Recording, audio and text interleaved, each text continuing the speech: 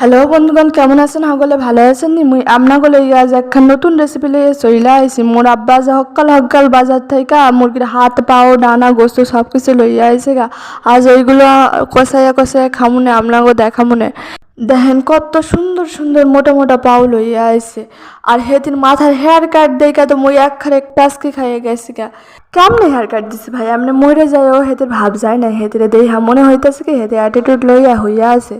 মোর ভাই হেতিরে দেই হামরে কইতাছে আফা রে আফা, হেতিরে দেয় আপা কেমনে হেয়ার কাট দিছে, হেতে একখানে সালমান খান ফেল কইরা দিছে গা। মুই মোর ভাই রে কইতাছি হেতে সালমান খানের মতো অ্যাটিটিউড দেখা আর সাকিব খানের মতো অ্যাটিটিউড দেখা খেয়ে তো যাইবো মগো প্যাডে।